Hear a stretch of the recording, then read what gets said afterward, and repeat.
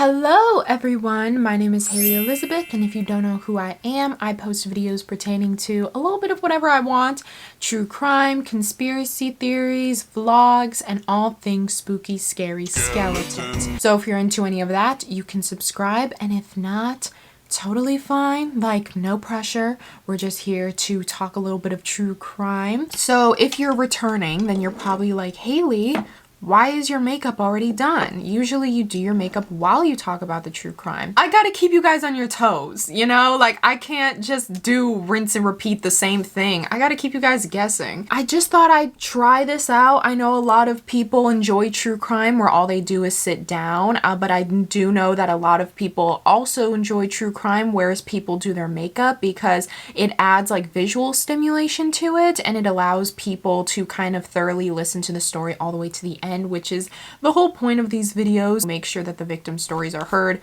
by as many people. Sometimes, you know, the makeup adds visual stimulation for a lot of people that makes them hear the story until the end. But then a lot of people just rather, you know, have something more chill, like a sit down video. So I'm testing it out. So don't freak out. This isn't permanent. I'm just testing out the waters, seeing, you know, what you guys vibe with more. Also, I cut my hair as well. I cut my hair super short. I also got bangs, but those are pinned back right now because I didn't want to style them today. So before getting into the rest of today's video, I do want to give a big thank you to the sponsor of today's video, Tommy John. If you guys don't know what Tommy John is a loungewear brand that adapts to the real feel of the human body, so there's no rolling, bunching, or riding up. I got the lounge Henley top in charcoal leather with the black lounge joggers, the rugby tan wireless bra, and, which is my most definitely favorite, the matching Pine Grove PJ set. The fabric is so light and breathable, and I feel like I can honestly do anything in them. Contrary to a lot of other loungewear brands that I've tried, Tommy John basically just like makes you feel good while lounging around the house. I just typically be in like an oversized hoodie or joggers, but when I wear my Tommy John, I literally feel like I'm walking around in a magazine catalog. Like, I look good but comfortable. And although it's labeled as loungewear, it can literally be worn in any type of outfit. Like, I wear my Tommy John out all the time just because it's so comfortable. Now, if you guys want your own pair of Tommy Johns, all you need to do is click the link in the description and use my code Hailey Elizabeth for 20% off plus free shipping. That is Hailey Elizabeth as it's shown on screen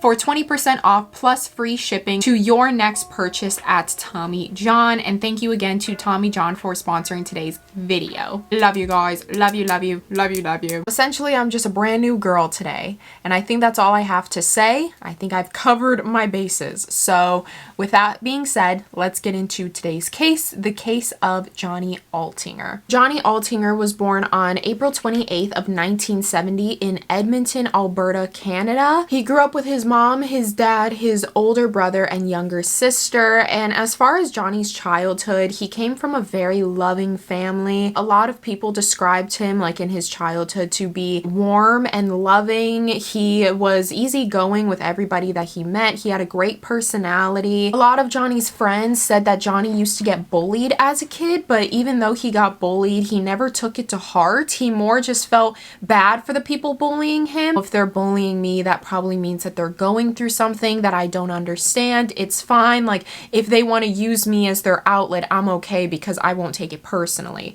And like, just that alone tells you how great of a person Johnny was at such a young age. Following into his teenage years, he moved from Edmonton to British Columbia, more specifically the White Rock area. From there, his father worked on cars, and through his father, that's where Johnny found his love for cars and motorcycles, and that was like a really big bond between him and his dad. He also fell in love with like the internet and technology and coding, because this was during the 80s, so it was kind of the premature birth of the internet. Johnny was just very like tech savvy when it came to all of that. After high school, he actually wanted to be a helicopter pilot, but ended up not pursuing it because the classes were super expensive. So instead, he went to a college called NAIT, which to my understanding, I believe it's just like a trade school. And so when he graduated from NAIT, he got a job and worked on the pipelines. through his like whole process of going to school, he actually met a girl,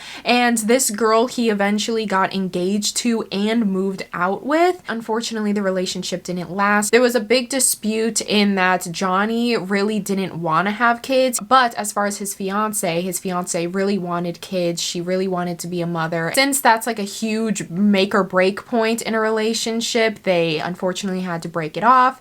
And to make matters even worse, Johnny's father actually passed away as well. Moved out with his fiance, he decided to move in with his mother just to kind of take care of her while she's grieving, you know, support her, be there for her. And so he lived with his mom for a couple years until eventually he moved out and he moved back to Edmonton, his hometown, where he just got an apartment by himself. And so since he was just getting over his breakup, as part of his healing process, he fell really into spiritual things such as meditations and crystals and holistic therapy. He was just finding his inner peace through all of this. He decides to take up on online dating. So he makes a profile on this dating website called Plenty of Fish, and he starts talking to a couple girls, but there's this one girl in particular that he meets named Jen. They start talking back and forth, and then Jen is like, hey, do you want to hang out on October 13th and go on like a date? You can come over to my house. Johnny agrees, but Johnny was also very smart in that every time he would go on a date with a girl he met online, he would always tell his friends about it. If he was, you know, done with a date, he would call his best friends and tell them how the date went. Before he went on a date, he would send over the address to where he was going to be at, just to make sure that his friends always knew his whereabouts at all times. So before the date even happened, he talked to his friends about this girl. He was like, I'm going to meet up with this girl Jen on Friday night. He sends over the address, and I say address because it wasn't even really an address. It was just directions on how to get to her place. You'll find out later why this person didn't give an address. October 13th of 2008, Johnny goes on his date, starts getting later and later, falls into the next day, Saturday, on October 14th, and his friends hadn't heard anything from Johnny yet, which was really odd because, as I said, Johnny would always call his friends and tell them how the date went, but for some reason, Johnny just wasn't getting in contact with them, so they didn't really grow too worried because it was only Saturday, so they were like, oh, maybe they're just spending the weekend together, and so on Monday, we'll call him and ask him how it went. You know, we don't want to like break his romance or anything. Later on that weekend, the friends actually receive an email from Johnny, and it says this. Hey there, I've met an extraordinary woman named Jen who has offered to take me on a nice long tropical vacation. We'll be staying in her winter home in Costa Rica, phone number to follow soon. I won't be back in town until December 10th, but I will be checking my email periodically. See you around the holidays, Johnny. His friends thought it was very odd of Johnny to do something like this. Johnny isn't the type of person to just pack up all of his things and leave. Family, he had a job, he had his cars, his motorcycles, like he had a life here. Immediately when they got this email, they just knew deep down that this was not Johnny writing this email. So this didn't just stop at the email. Johnny was also posting on his Facebook page. He changed his relationship status, posting on his timeline about how happy he was. The friends, of course, grew very concerned because, again, this was very unlike Johnny, but they grew super concerned when they found out that Johnny's job had actually received an email from Johnny saying that he quits his job and he's never coming back. It was not like Johnny to just pick up everything and leave, especially his job. Like, he had a really good paying job. He went to school to get that job without notice, without a 2 weeks, even going to his locker at work and collecting his things. So the friends go to Johnny's apartment, but unfortunately Johnny's apartment is locked. So they're just kind of looking around and they notice that Johnny's car is gone, but Johnny's 2 motorcycles are not tarped. And this was a really big red flag because, as I said earlier, Johnny didn't want kids, but he would always joke around about how his motorcycles were his babies. He would always make sure they had a full tank. He would always keep them clean. He would polish them. He took really, really good care of his motorcycles. And when he wasn't on his motorcycles, he always tarped them. So when they got to Johnny's house and saw that his motorcycles were not tarped, this kind of showed the friends that Johnny, in fact, never came back to his apartment, because even if he were to be going on a tropical vacation, he would probably come back home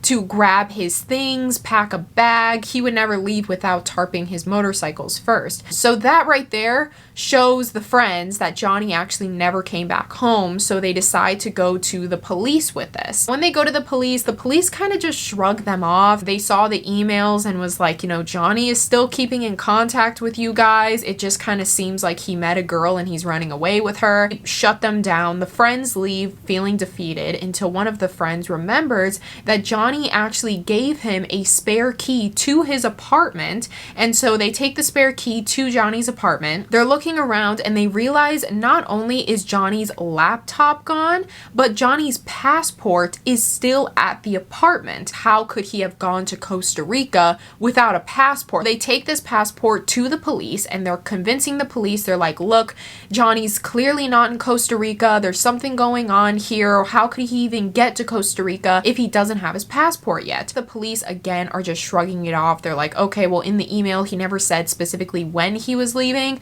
What if he's not even left yet? After a week of going back and forth with the police finally open up an investigation on the missing case of Johnny Altinger. So the first order of business with this missing case and trying to find Johnny, they wanted to find out who this Jen girl was. So they go on Johnny's dating profiles and they find no trace of a Jen. There was no Jen profile, there was no Jen conversations, and so the friend, remember how I said that Johnny had sent over directions to his friend of where he was going to be at? So the police take these directions, they follow it, and it leads them to a 2-car garage, but it was like one of those garages that are detached from the house. So they go to the homeowners and they're like, hey, do you mind if we take a look into your garage? And they're like, oh, well, actually, we don't own that garage. We rent it out to a guy named Mark Twitchell. A little bit of backstory on Mark Twitchell, because he is a very big topic in this story. Mark Twitchell was born on July 4th of 1979 in Edmonton, Alberta, Canada. He grew up with his father, who was a maintenance man, his mother, who was a graphic designer, and his younger sister. He describes his childhood to be very textbook, typical American families, mom, dad, son, daughter, dog, white picket fence. That's how he describes his childhood to be. It just kind of went exactly how it was supposed to go. Following into Mark's teen years, he actually started to develop into his personality. Because of this, he actually got bullied. He got called a nerd a lot because he was really into comic books and Star Wars and sci-fi, and he would always shorm short skits on like a video camera that he had. Shorm? I just said shorm short films. I meant to say film short films. Yeah. He would mostly do like dark parodies. One of his dark parodies was a twist on the game show Wheel of Fortune, except his was called Wheel of Torture. From a very young age, Mark had a very good way of getting out of things. For example, there were a bunch of times where he was caught stealing out of his mom's wallet and he was able to talk himself out of that. There was 2 other instances where he was caught shoplifting, and again, he just talked to the police and was able to talk his way out of that, manipulate people into doing what he wanted them to do. After high school, he majored in radio and television. You know, he pursued his love for filmmaking. He met a woman named Megan or Tracy. I've read a lot of articles and watched a lot of like documentaries where people call her Megan, but then there's other articles and documentaries where people call her Tracy. I'm assuming her name is censored, so for this video, I'm just gonna call her Megan. And immediately when they met each other, they hit it off, went from Edmonton, Canada, and moved to Iowa in the United States,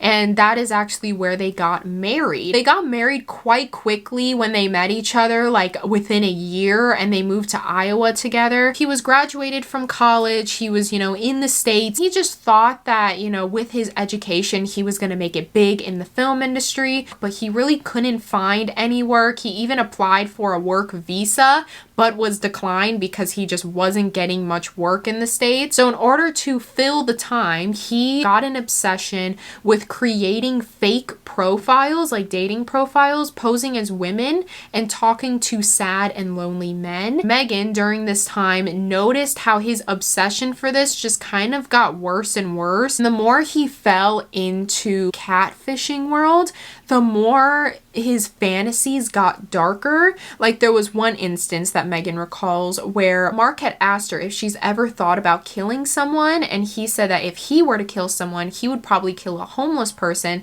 because no one would come looking for them. This couple actually lasted for a whole 4 years, and then after 4 years, that's when they got a divorce because Megan found out that Mark had been cheating on her, and there was just a bunch of other contributing factors to their divorce as well. After the divorce, Mark moved back to his hometown in Edmonton, and that is where he found another girl by the name of Jess. Same thing happened with Jess as Megan. Things moved super quickly for Mark and Jess. They were already moved out together, married, and pregnant within less than a year of his past divorce. They moved in together and then they got married, and then shortly after their honeymoon, Jess found out that she was pregnant. Mark started to realize, like, oh my god, I'm gonna be a father, like I have to take care of a child now. That means I have to make more money. So that is when he got a job as a salesman, and then he more just kept filmmaking on the back burner for a little bit. January of 2008, that is when Jess gave birth to their daughter. Shortly after that, unfortunately, Mark had gotten fired at his job because a lot of the workers there said that Mark barely did his job. Contributing factor as to why he got fired was because he hadn't touched his work email in 3 months. They looked at Mark's email and saw that there was 3 months of emails that had not been opened, which is extremely irresponsible. So they just fired him. Immediately after he got fired from that job, he got a new job as a home security salesman. At this time, he was mostly known for, he did like a Star Wars fan film. Also, during this time, he did cosplay as well. And one of his biggest cosplays was as the Transformer Bumblebee, and he actually won 2 Halloween contests because of this. And he said that when he was dressed as Bumblebee, he really enjoyed it because he loved when people stopped and like asked for pictures. It kind of made him feel like a celebrity. That whole thing kind of sparked something in him. It made him miss filmmaking. He tells his wife, Jess, like, hey, I really want to fund this new project I'm working on, short horror film called House of Cards, and he really needed funding for this short film, but he couldn't really, dedicate all of his time to it whilst he had a 9-to-5 at this home security place. Jess was really supportive of his dream. She was like, yeah, I support you 100%. You should definitely do that, but we have a child and we cannot take risks like this. She just wanted to give it a couple more months to build up their savings in case things didn't work out the way that he had hoped. They would have a large sum of savings to fall back on, which is extremely responsible. Like, that is a good answer. And so Mark was like, yeah, you're right. And then he just shows up the next day at work and quits. And he didn't tell Jess that he quit his job. So he started to dedicate all of his time to the funding of this project. He thought that if he dedicated all his time to it, then the investments would come quicker, when in fact that is not what happened. So months go by and Mark does not have any new investors, and he's kind of getting nervous because the money that he's using right now is actually coming from family and friends that have invested in his movies. So he's starting to run out of money. And then all of a sudden, Jess, since she's still under the impression that Mark is working, I don't want to rent a home anymore. I want a forever home for us and our family. Let's buy a home. And Mark panics because he knows that he's not going to get a mortgage loan or any sort of loan if he doesn't have a job. So what he does is he buys a prepaid phone and he goes to the bank, and when he's filling out the papers for this loan, he puts his employer's number as the same number of that prepaid phone, as well as putting all the money that's in his savings into his checking to make it look like he's making a lot more money than what he is. The people at the bank, they're looking through the loan and they call this employer, which is just Mark on a prepaid phone. And Mark, of course, is like, oh, that Mark guy, he's the best in the game. He's so responsible. It was his dream since he was a child to own a home. This would mean a lot to him. Like, just, he was approved for the loan. And so once he was approved for the loan, they bought a small house. In the basement of this house, that's where Mark kept his studio. So all of his props, all of his cameras, all of his like film equipment just went down there in the basement. This is around the time where Mark started to really get into the show Dexter. Now, if you guys have never seen Dexter, basically it's about this serial killer who has an urge to kill, but in order to make his killings more ethical, he only kills people that deserves it. So he kills only rapists and child predators so that when he does kill, or when he gets the urge to kill, it makes him feel better about it. Like he's doing a service, which is so messed up because at the end of the day, killing people is killing people. Like that is bad all the way around. Mark was watching this show. It kind of reignited that something in him to want to be just like Dexter and kill people. Another thing about Dexter Morgan in the show, he kind of has like a very specific aura to him. Like if you've ever seen American Psycho, Patrick Bateman, how he's very like psychotic, sophisticated sort of thing. That's exactly how Dexter is in the show. When Mark decides that he actually wants to take these dark fantasies into reality, he keeps a journal called SK Confessions, and it was basically like his diary as a serial killer, like talking about himself. This diary was actually disguised as a script. So when you're reading it kind of just looks like a script, but as you're going down, you realize that this is just Mark's diary. This was his first entry into this diary. This is the story of my progression into becoming a serial killer. Like anyone just starting out in a new skill, I had a bit of trial and error in the beginning of my misadventures. Allow me to start from the beginning, and I think you'll see what I mean. I don't remember the exact place and time it was that I decided to become a serial killer, but I remember the sensation that hit me when I committed to the decision.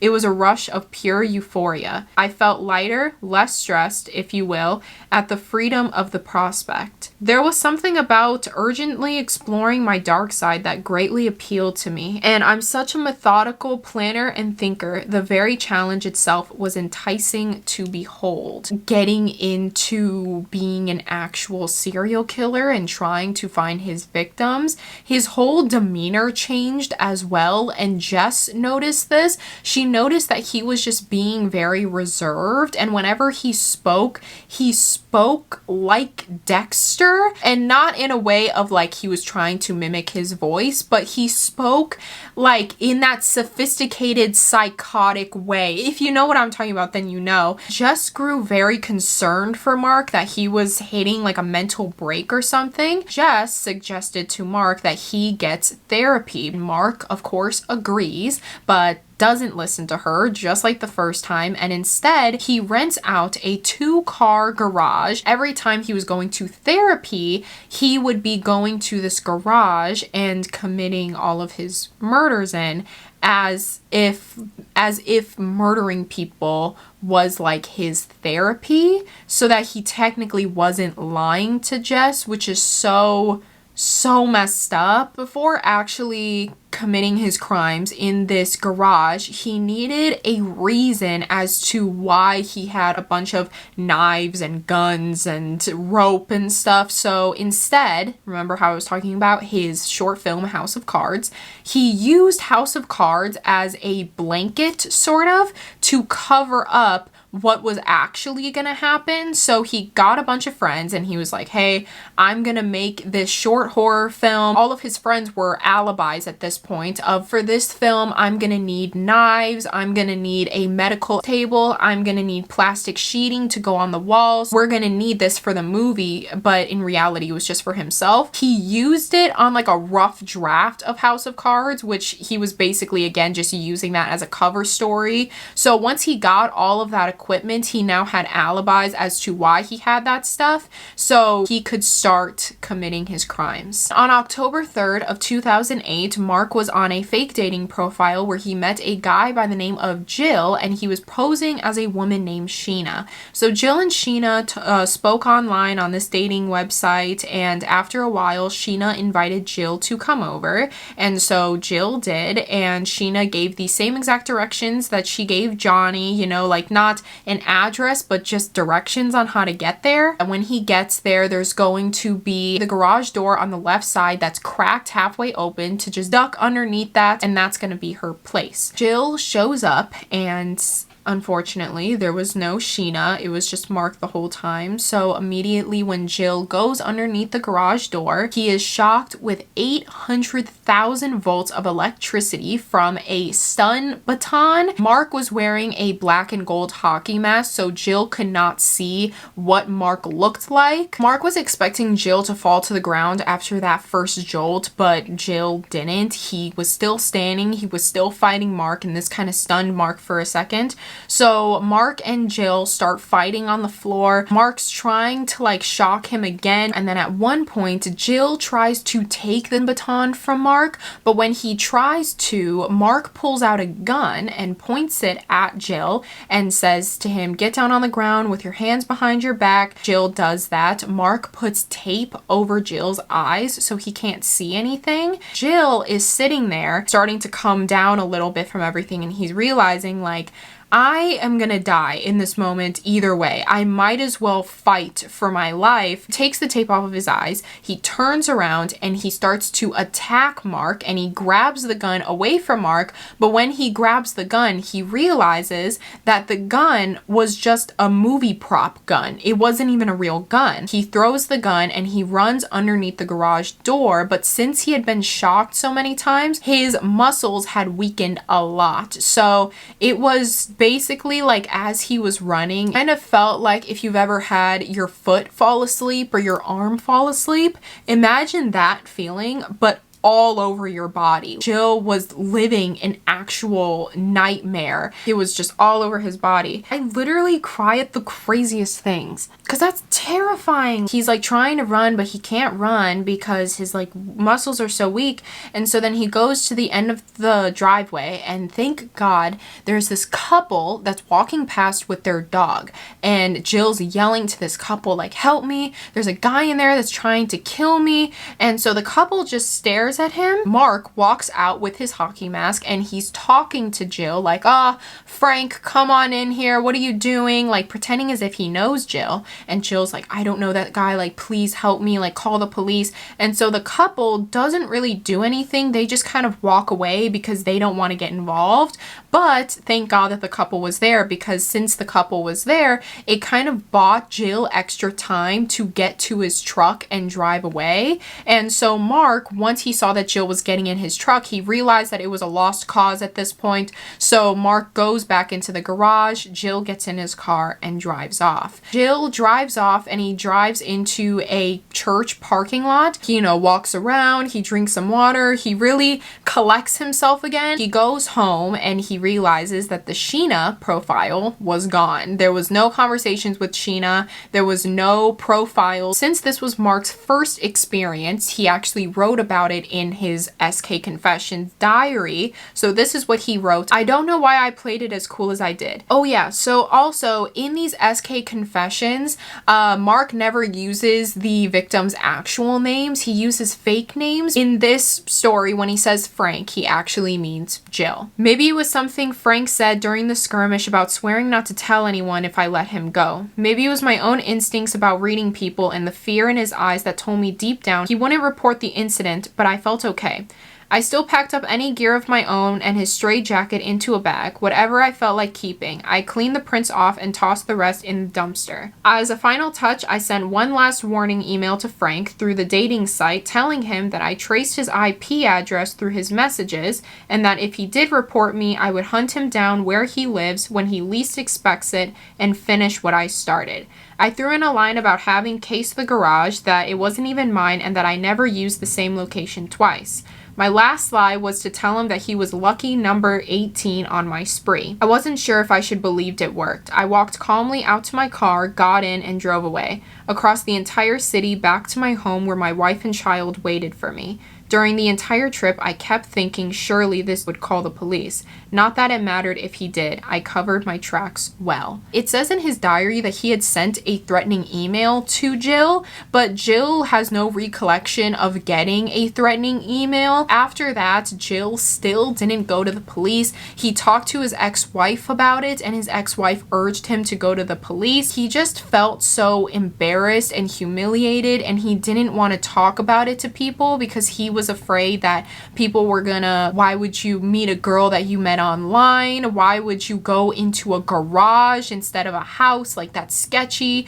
And he just didn't, he just felt embarrassed and ashamed, and he didn't want to go forward. His face was badly beaten up, and because of that, he had to take a few days off of work. But, with bruising and stuff like that, the wounds always get worse before they get better. His face and body was still badly bruised and swollen when he had to go back to work. So he had to explain the situation to his coworkers, but just kind of gave them a light story of what happened. And even his coworkers urged Jill to go to the police, but Jill just couldn't bring himself to go. So the couple that was walking past Mark and Jill, they actually went home and called the police and told them what happened. They take the police to the garage, but when they get there, the garage was locked. And so instead of trying to unlock it, they just leave it be. And they're like, oh, it was probably just a gag or like a joke or something. So the police never further investigated that garage. On October 8th of 2008, 5 days after Jill's story, Mark wants to try again. So he makes a fake profile on the website Plenty of Fish, posing as a woman named Jen, and that is when he starts talking to a man named Johnny Altinger. Now that we're up to speed, we're back to where we were earlier. Johnny's friends saw that it was very suspicious for Johnny to pick up everything and leave. They saw his passport. They went to the police. The police are now at the garage, and they find out that the owner of the garage is a man named Mark Twitchell. The police have no idea of the history of Mark Twitchell. They just see him as a random man, like filmmaker, that's renting out the garage for his films. Call Mark. Mark shows up to the garage. Can you unlock the garage for us? Mark attempts to unlock the garage, but then he realizes that the padlock is changed. So the police break down the padlock and they go into the garage, and they don't really find anything of significance. Mark was telling them that he was a filmmaker, and so he was just done with a horror short film. That's why there's a bunch of cleaning supplies and fake guns and knives. Even though they found nothing, the police still wanted to bring in Mark for questioning, just to ask him a few questions of who has access to the garage, when was the last time you've been to the garage. When Mark was brought into questioning, he was surprisingly really cooperative. He helped the police, he gave the police anything they wanted to know. He gave the police keys to the garage. He answered any questions that they had very quickly. The police, after asking Mark a few questions, sent Mark home, and that was the end of that. Police just kind of skimmed the garage. They didn't have a warrant to actually search and go through things and seize anything. Tried to sign for a warrant to search the garage, but they were declined of this warrant because apparently there just wasn't enough reason to prove that there was something in that garage, even though there was a missing man that obviously went to this place. The police station isn't giving us this warrant. How about we just ask Mark if we could go in there? Mark was super cooperative last time. I have no doubt that he'll just let us go in there and take a peek around, and they were right. They asked Mark, and Mark signed a bunch of papers and just allowed the police to go in there, take anything they wanted, look through anything they wanted. In the garage, they found a large medical table, cleaning supplies, and a receipt from October 15th for plastic sheets, gloves, paper towels, and bottle cleaner.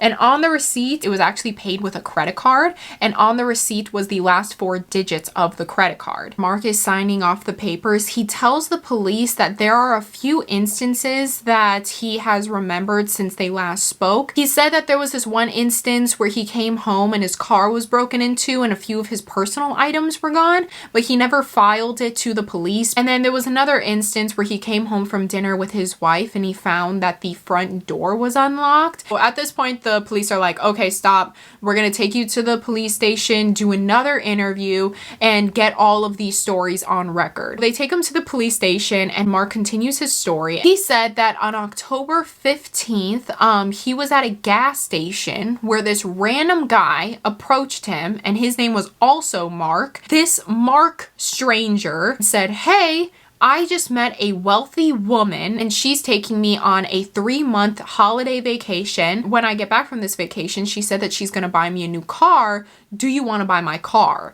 And Mark Twitchell is like, "Well, I don't really have that much money on me." And stranger Mark is like, "Oh, that's okay. I'll just give it to you with whatever money you have on you." So Mark at the time only had $40 and Mark stranger was like, "Yeah, okay, like $40. So Mark Twitchell and the stranger Mark drive this car to Mark Twitchell's friend's house and parks it in his driveway. And then the stranger Mark just gives Mark Twitchell the keys, doesn't sign any papers, and just walks away. The police are hearing this story like, what? Like, that's really odd. And so the police are like, okay, then where is this car? Mark takes the police to the car. It was a 2005 red Mazda, and when they ran the plate numbers on it, it was, in fact, Johnny's car. They were already suspecting Mark at first, and now that they see that Mark was in possession of Johnny's car, why Mark would just hand over the police like evidence that could clearly frame him.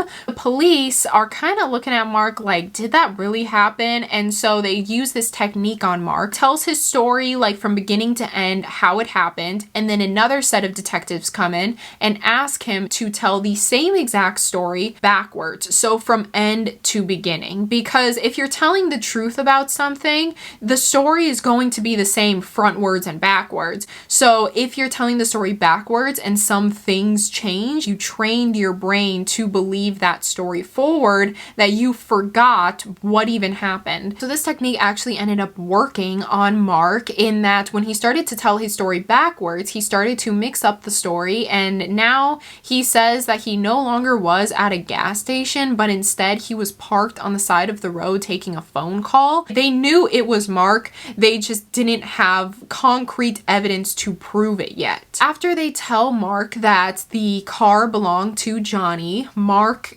acts surprised. Mark preaches his innocence. He writes down an entire police statement basically saying that he did not commit this crime. Someone is trying to frame him. During this second interview, the people that came back from the garage got back to the station, and that's when the people at the garage gave over the receipt and they asked Mark if they could see his credit card, and the last 4 digits on the receipt matched the last 4 digits of Mark's credit card, which is evidence of another lie, because he said that the last time he was at the garage was October 10th. And so since this receipt was from October 15th and it was found inside the garage, he was clearly there on October 15th. On top of that, another person, one of the neighbors, come forward to the police and say that they actually saw Mark on October 14th or 15th changing the locks on the garage. So at this point, the police are over it. He already lied about not being at the garage since the 10th. He already lied about he has no clue where the padlock came from. He already lied saying that this mysterious stranger Mark just handed over a random car. They go into the interrogation room and they're like, "We know you did it. Just confess." Since Mark continues to preach for his innocence, before he leaves, the police actually say, "Oh, yeah, and make sure to catch a cab home because we're gonna seize your car." And Mark's like, "No, you can't take my car. There's stuff in there. I need to go grab some stuff." And they're like, "No, you can't grab anything. Take a cab home. Like, we're taking your car to look through it." When they get in there, they find a bunch of post-it notes all over the place, basically like reminders for Mark. One of the post-it notes in the car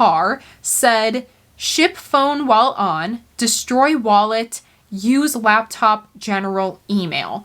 And then there was another post-it note that had 2 addresses, one in Wetaskiwin, I think that's how you pronounce it, Wetaskiwin, and the other address was Johnny's address. They look through the rest of the car, they find a military knife in the back seat with dried blood on it, and then they also find a big blood stain in the trunk. They take those 2 items, they send them off for DNA to see if it was a match to Johnny's. They look at the 2 addresses and they go to the house in Wetaskiwin, I think that's how you pronounce it. And the person who opens the door is Megan, Mark's first wife. She's obviously very confused. They asked when the last time that she saw Mark, and she said that she last saw Mark on October 10th. They went to go see a movie, and that movie ended at around 5:30. They apply for a warrant to search Mark's house, and they get approved. So the next morning, wake up Mark's wife and child, and they say, we're searching the house, we have a warrant, and the wife is very confused. She has no clue what's going on. All they really find of significance is a black and gold hockey mask with dried blood on it. So then they take Mark's computer, and then as they're at the station, they're looking through the computer, they find a deleted doc that was 42 pages long. When they click on it, it was titled SK Confessions. So they read it through thinking that it's just a script, but in reality, they're realizing that this is Mark's diary. Read through Johnny's story because he goes into detail of Johnny's story and what happened. They also find Jill's story, and they realize in the story it was Frank. This Frank person got away.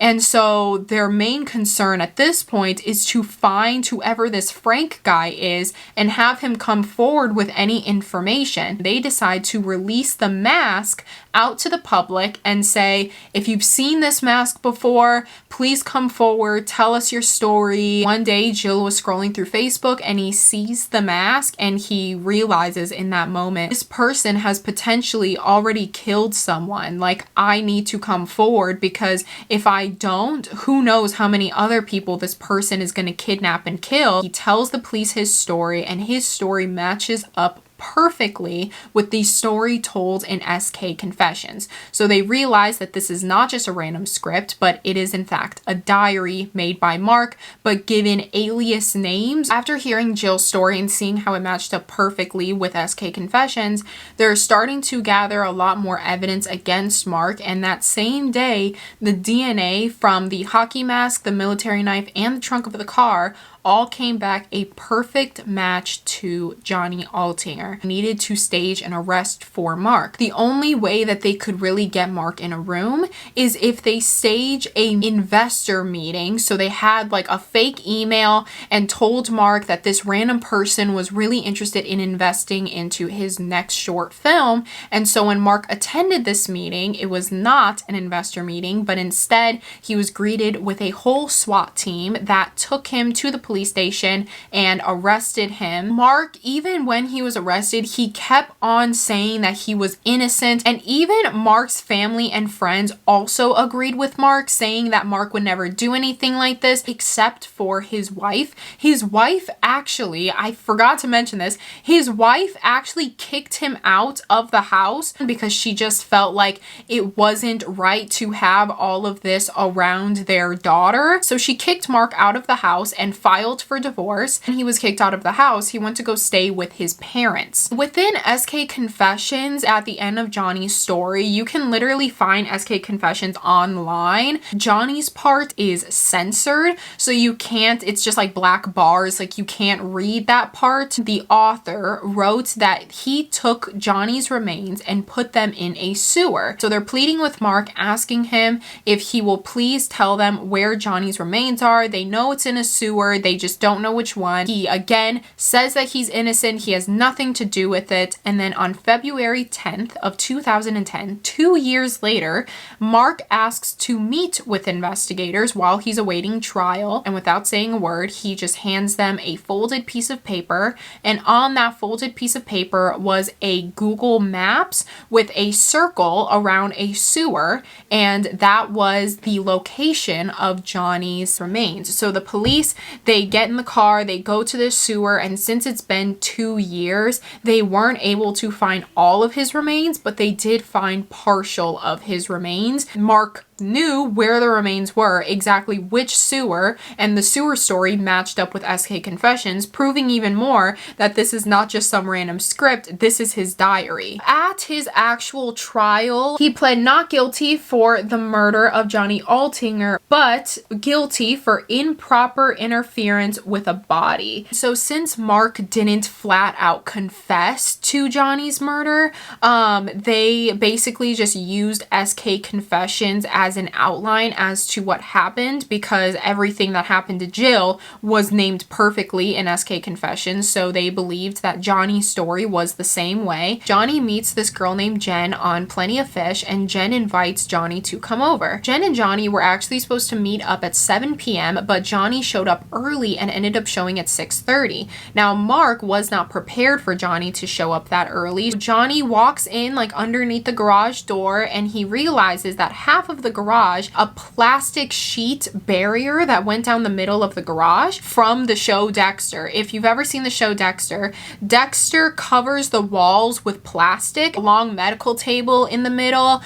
He has like all of his tools set out. That is exactly what this looked like straight from the show. Mark was going to do that. Johnny walks in there, he's looking for Jen, but he shows up early, so Mark's not ready. Mark peeks his head out and he's like, oh, if you're looking for Jen, she's not here right now. I'm Mark, I'm a filmmaker, and I actually share this place with Jen. I'm just, filming something in here. If you want me to, I can call Jen and ask her where she's at. So Johnny's like, yeah, if you could call her, that'd be great. Mark stages a fake phone call with Jen and is like, hey, where are you?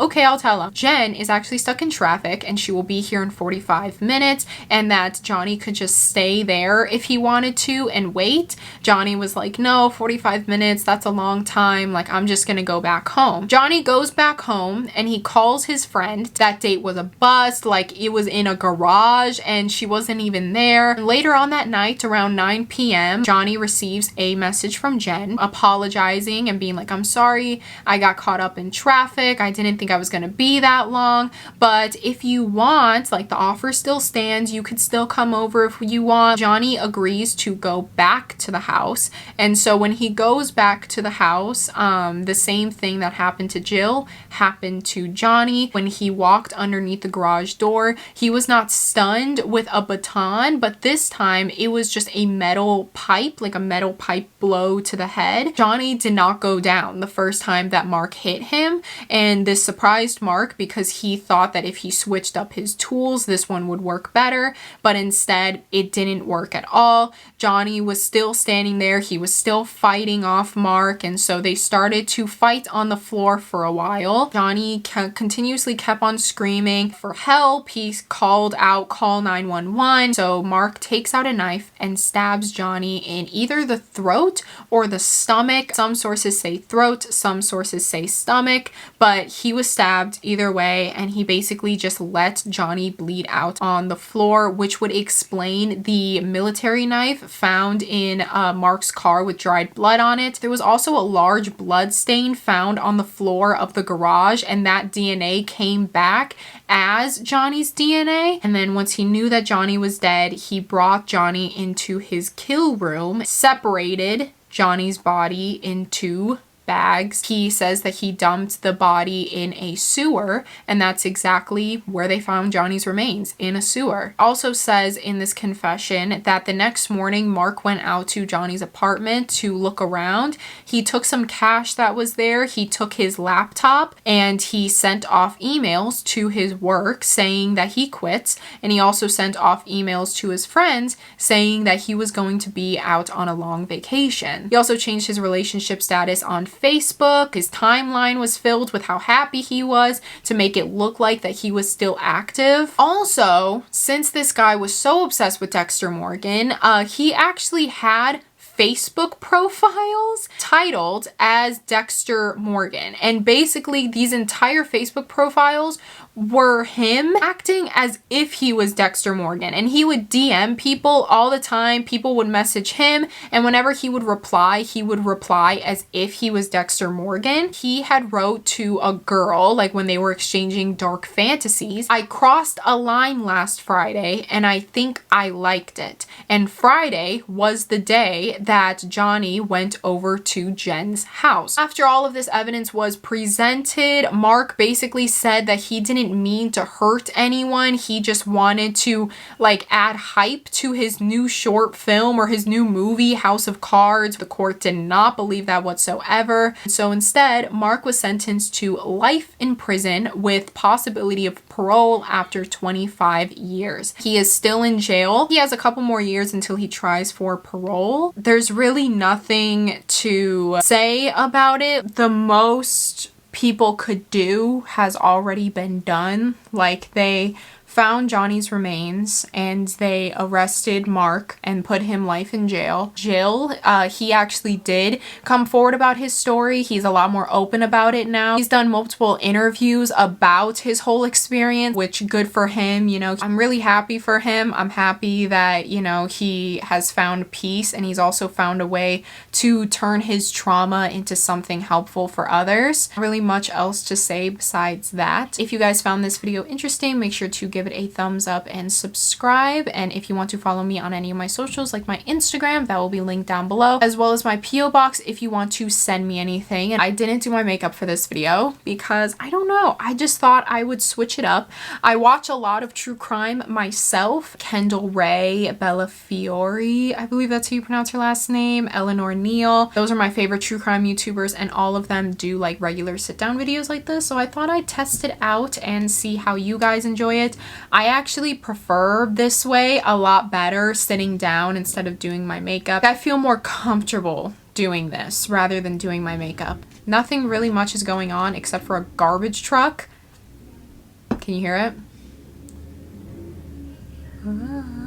My hair used to be short like this for the longest time, and then I just let it grow, and then I cut it a little bit, and then I cut it more. I'm going to an Airbnb this weekend to film a video, so that video should be up next week, hopefully. I finished the book last night at the Telegraph Club. That is my favorite book in the whole wide world. I don't know if this is the only romance novel that she's ever published, because I went to Barnes & Noble and I couldn't find any of her other pieces. I'm now starting Nubia. Look how pretty this color scheme is. Yeah, I really, really love it. Broken Planet Market is releasing another drop soon. Oh, this looks so good. So I was just gonna say Broken Planet Market. They're releasing a new drop beginning of April, and look, it looks so good. I don't even know if you could see that. I'll throw a picture on the screen. Anyways, on that note, I'm gonna let you guys go. Enjoy the rest of your day. Go outside, live your life. That being said, I love you, I love you, I love you, and do something that makes you happy today.